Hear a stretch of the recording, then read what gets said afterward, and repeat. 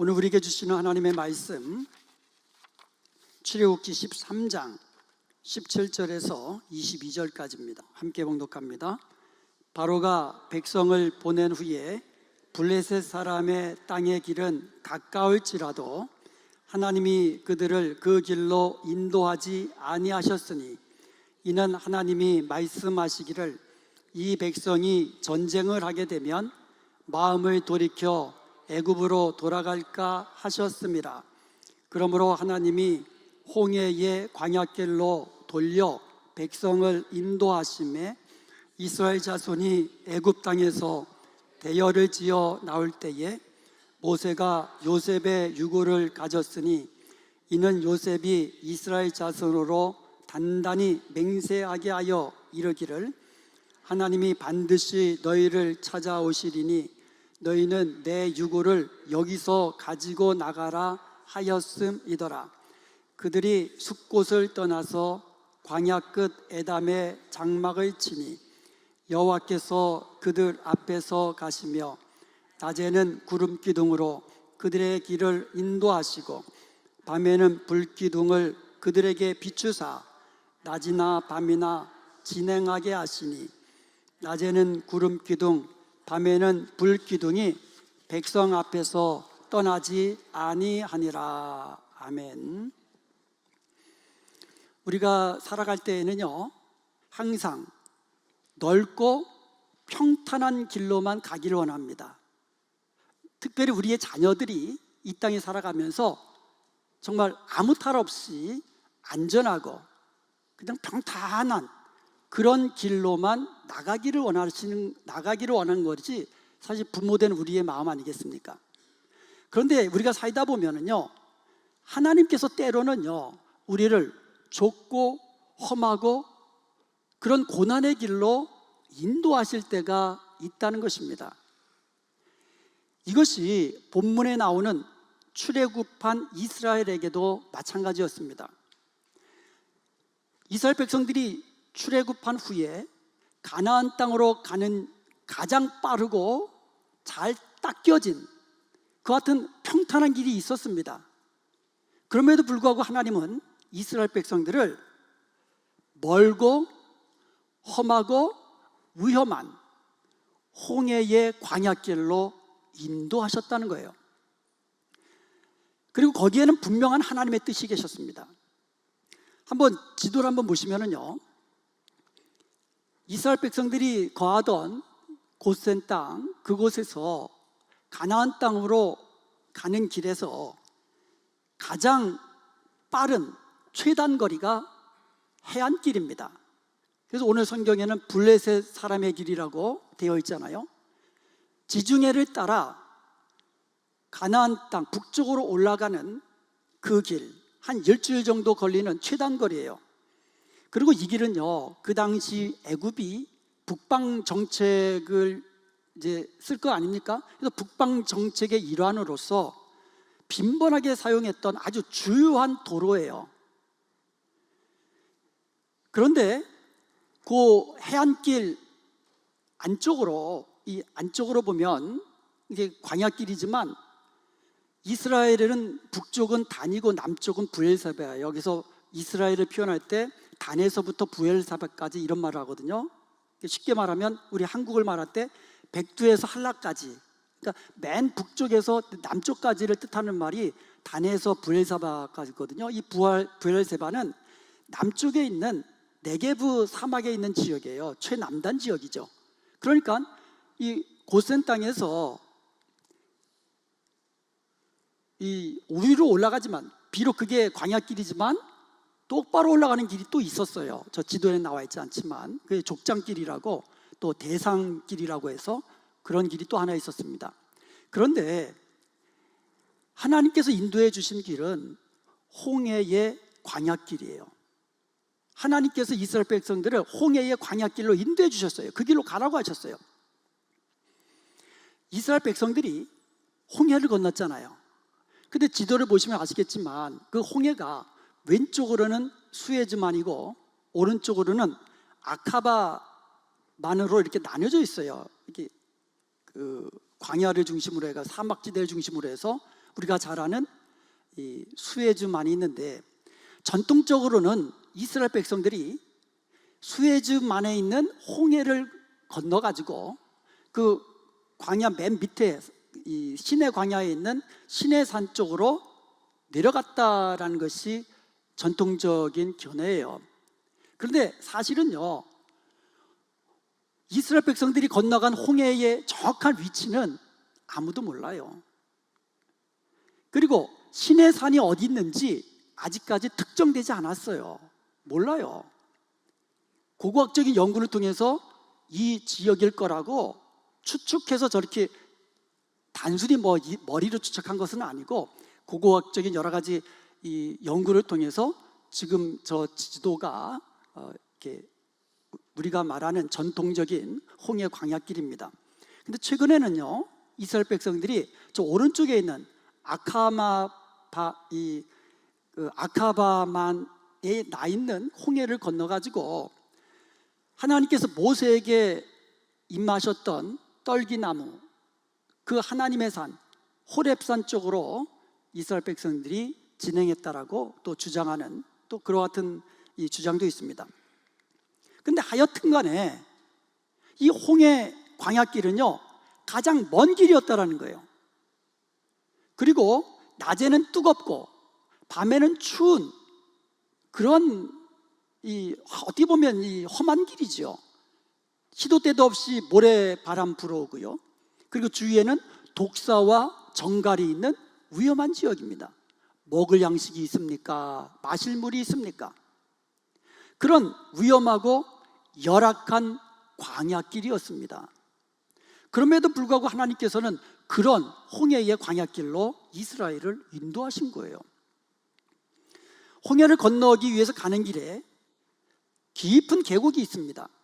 그래서 일단 이스라엘 백성들이 그 계곡으로 들어가게 되면 앞에는 홍해가 가로막혀 있는 거예요. 그럼 뒤에 애굽의 전차 군단이 추격해 오면 꼼짝없이 갇히게 되는 그런 길이 홍해를 건너가는 그런 홍해길이었어요. 실제로 애굽의 왕 바로가 이스라엘 백성들이 홍해길, 계곡이 있는 그 길로 들어섰다는 그 소식을 듣습니다. 그러니까 바로가 이것들이 이제는 꼼짝없이 계곡에 갇혔네 그러면서 즉시 군대를 보내가지고 이스라엘 백성들을 추격해 갑니다. 왜? 앞에는 홍해가 막혀 있고 옆에는 계곡이기 때문에 빠져나갈 길이 없기 때문에 뒤에서 애굽의 그 막강한 전차 군단이 추격하면 다 잡거나 죽일 수 있다라고 생각한 거죠. 자, 문제는요, 이런 출애굽 여정, 홍해길로, 광야길로 인도하신 분이 하나님이시라는 거예요. 오늘 본문 출애굽기 13장 18절에 보면, 그러므로 하나님이 홍해의 광야길로 돌려 백성을 인도하시매. 여기서 우리는 퀘스천, 질문이 하나 생깁니다.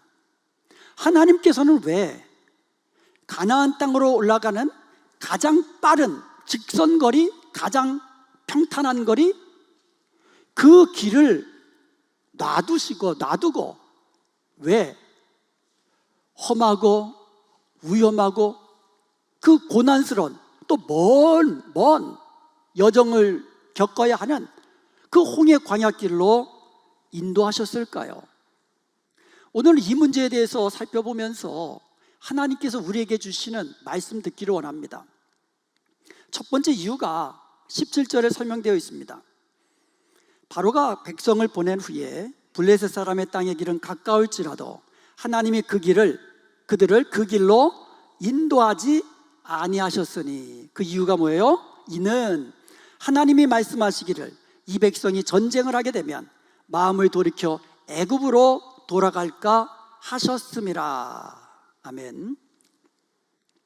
지중해 해안길은요, 가깝고도 잘 닦여진 길이라고 그랬습니다.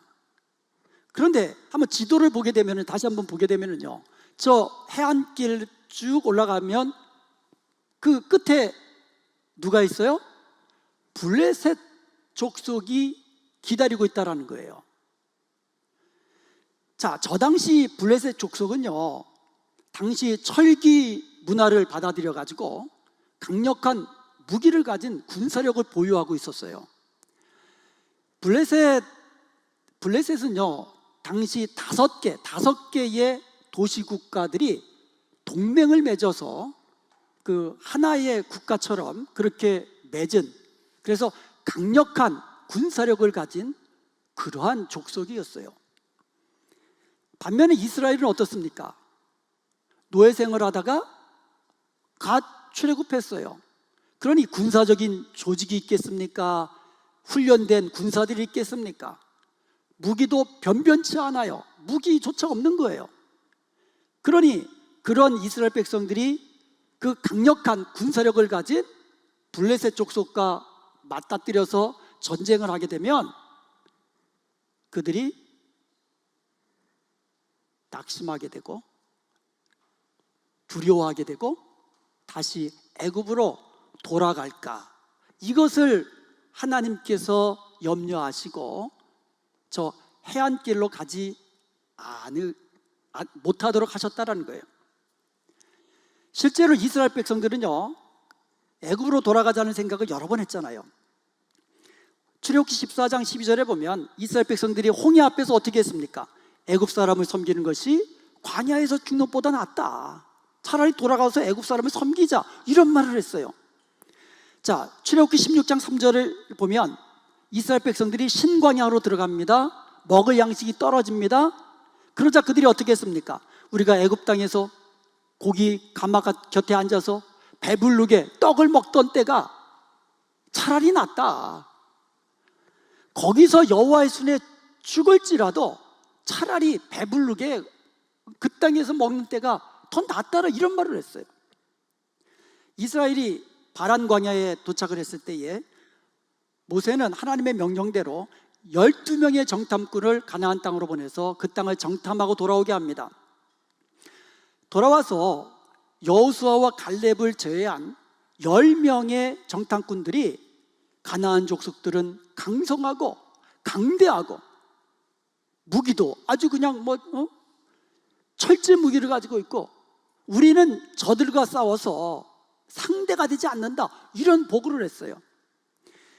이들의 보고를 들은 이스라엘 백성들의 반응이 민수기 14장 4절입니다. 우리가 한 지휘관을 세우고 애굽으로 돌아가자, 이거예요. 이스라엘 백성들은요, 광야에서 틈만 나면, 어려움이 있을 때마다 차라리 애굽으로 돌아가자, 이런 말을 하는 것을 볼 수가 있습니다. 그러므로 하나님께서는요, 출애굽 초기에 그 해안길을 따라 블레셋 사람의 길로 가다가 블레셋 족속과 만나서 전쟁을 하게 되면 다시 애굽으로 돌아갈 것을 아시고 그 길로 가지 못하게 하셨다라고 말씀하는 겁니다.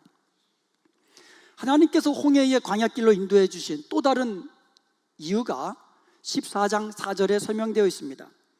출애굽기 14장 4절에 보면 내가 바로의 마음을 완악하게 한즉 바로가 그들의 뒤를 따르리니 내가 그와 그의 온 군대로 말미암아 영광을 얻어 애굽 사람들이 나를 여호와인 줄 알게 하리라.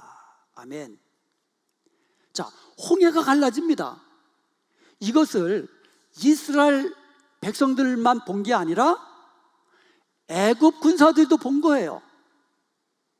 그런데 문제는 홍해가 갈라졌을 때 들어왔다가 홍해가 합쳐지니까 그 뒤따라오던 그 많은 군사들이 다 홍해 가운데 수장되어 죽었던 것입니다. 이 소식을 애굽 사람들이 듣게 되는 거예요. 이것을 애굽 사람뿐만 아니라 그 주위에 있는 이방 나라 백성들도 알게 되는 거예요. 듣게 되는 겁니다. 즉 하나님께서 이스라엘 백성들을 홍해 광야길로 인도해 주신 이유는 홍해 가운데서 하나님의 능력을 드러내시며 애굽 사람들과 나아가 주위에 있는 이방 나라들이 여호와가 참 하나님이신 것을 알게 하기 위함이라고 말씀하고 있는 겁니다. 이게 바로 선교적 목적이에요. 선교적 목적.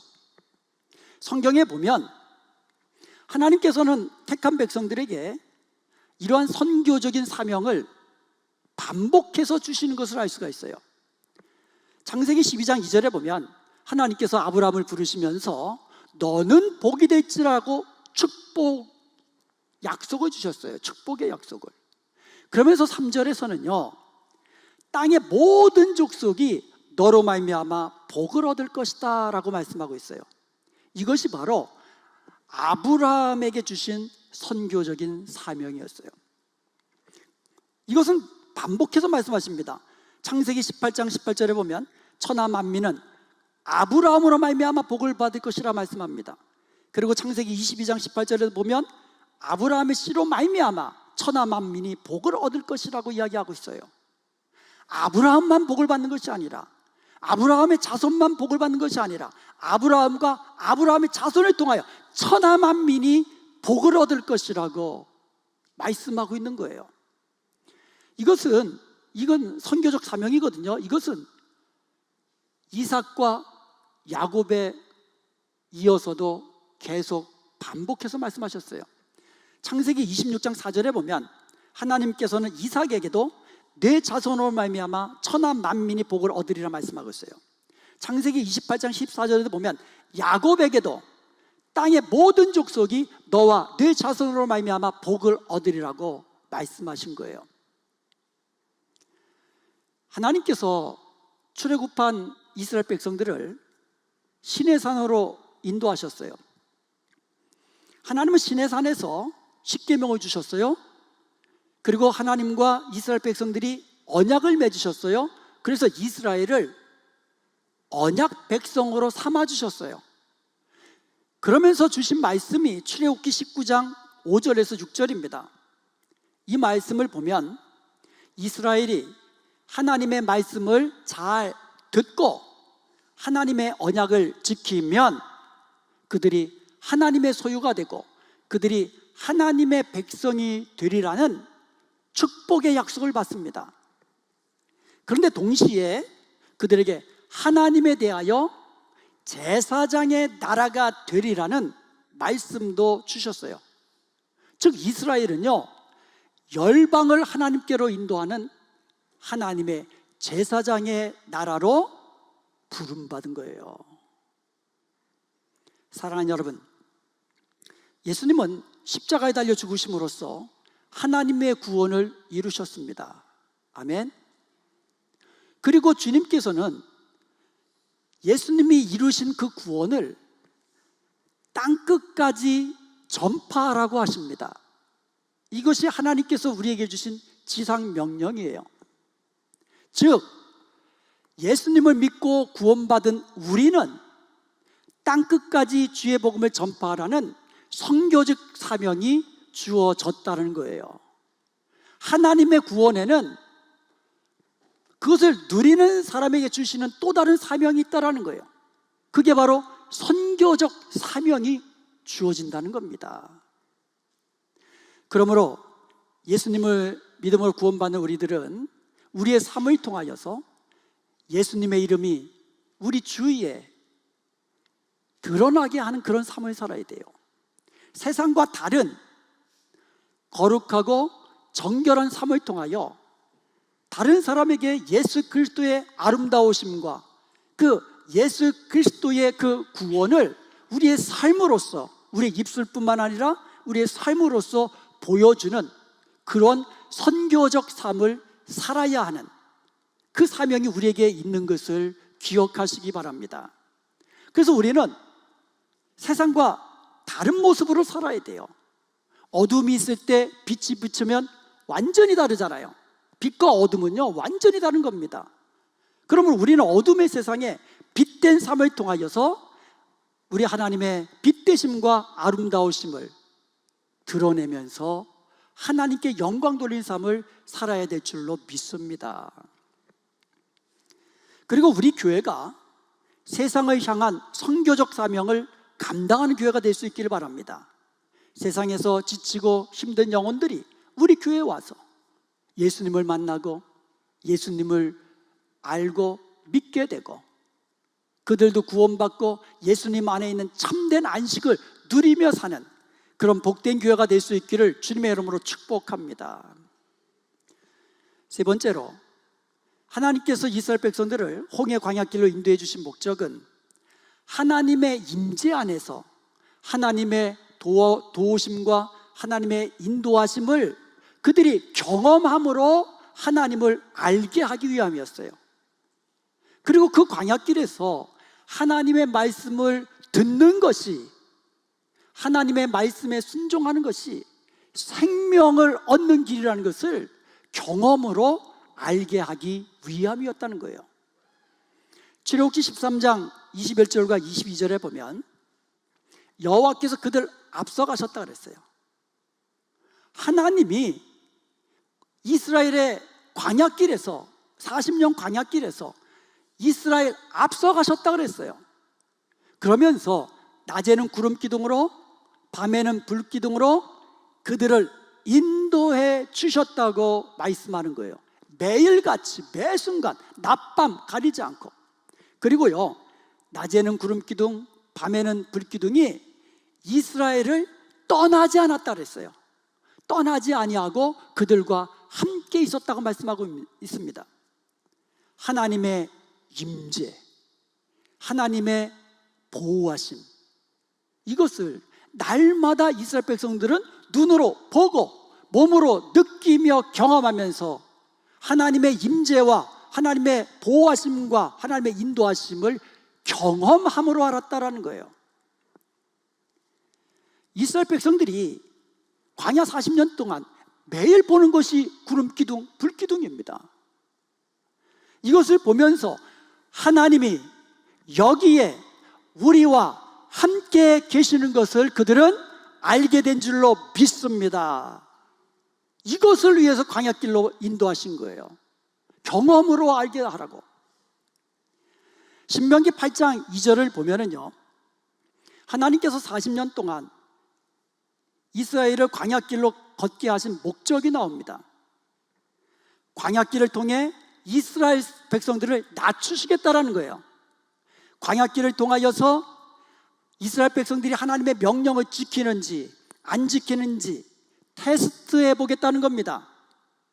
즉 하나님께서는요, 광야길을 통하여서 이스라엘 백성들로 하여금 겸손히 하나님만 의지하게 하시고 하나님의 말씀을 지키는 것이 생명의 길인 것을 날마다 경험함으로 알게 하기 위해서 광야길로 인도하셨다는 거예요. 계속해서 3절에 보면은요, 광야길은 이스라엘 백성들이 하나님이 공급해 주시는 만나를 그들이 매일같이 먹었어요, 40년 동안. 그런데 3절에 보면 이스라엘 백성들이 하나님이 공급해 주시는 만나를 통해 먹음으로써 생명을 얻는 것뿐만 아니라, 그러니까 이 말씀을 먹음으로써 사람이 떡으로만 사는 것이 아니라 하나님의 입에서 나오는 모든 말씀으로 사는 것을 저들에게 알게 하기 위해서 광야길로 인도하셨다고 말씀하고 있어요. 그것을 40년 동안 그들은 알게 된 거예요. 하나님의 말씀대로 새벽에 나가면 만나가 있고, 하나님의 말씀대로 안식일 전날은 2배를 거두어도 썩지 않고, 하나님의 말씀대로 안식일에 나가봐야 만나는 내리지 않는다라는 것을 40년 동안 그들은 하나님의 말씀에 순종하는 것이 생명을 얻는 길이고 복을 누리는 길이라는 것을 매일같이 저들은 경험함으로 알게 된 줄로 믿습니다. 사랑하는 여러분, 우리가 살다 보면은요, 우리가 원하는 길이 아니라 하나님께서는 우리를 광야길, 험한 길, 고난의 길로 인도하실 때가 있다라는 거예요.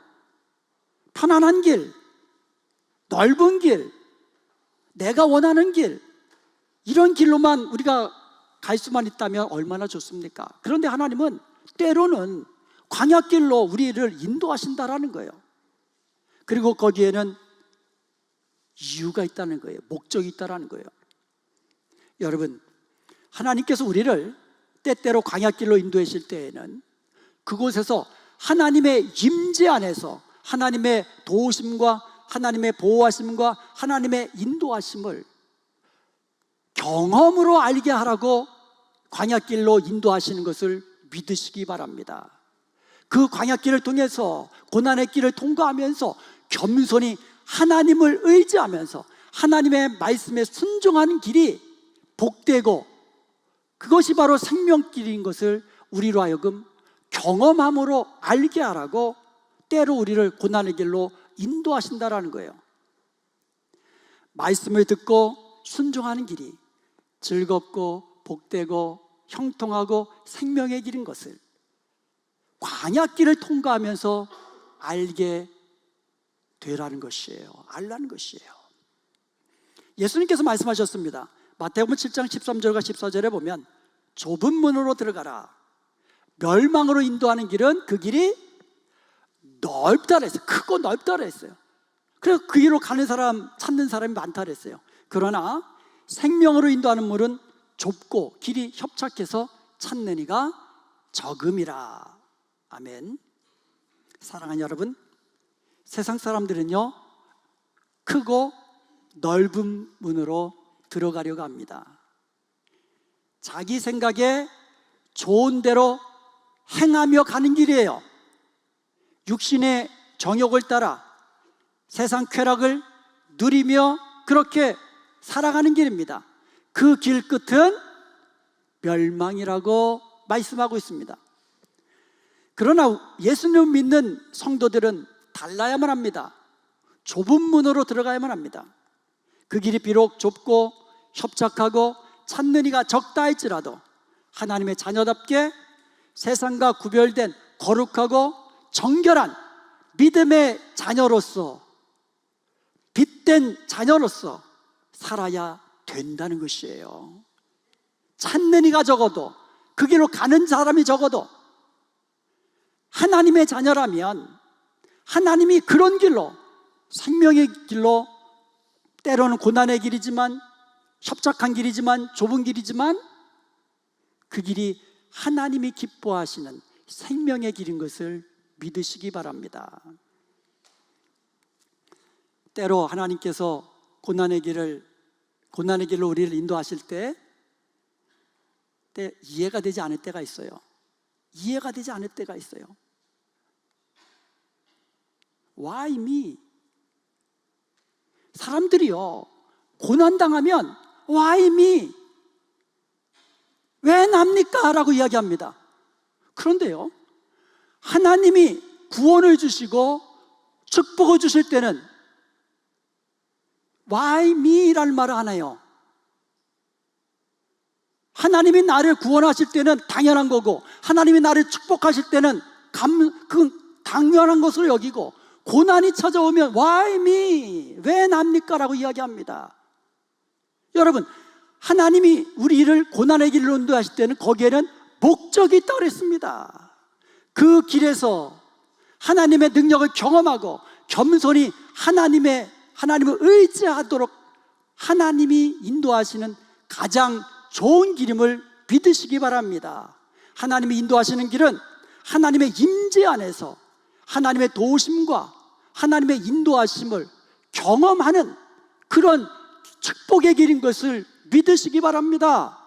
하나님이 인도하시는 길에서 우리가 하나님의 말씀을 따라 순종할 때에 우리가 생명을 누리고 하나님이 주시는 은혜를 누리는 것임을 믿으시기 바랍니다. 그러므로 하나님이 어디로 인도하시든지 기쁨으로 즐거움으로 감사함으로 순종하며 따라 나가는 복된 여러분 되시기를 주님의 이름으로 축원드립니다.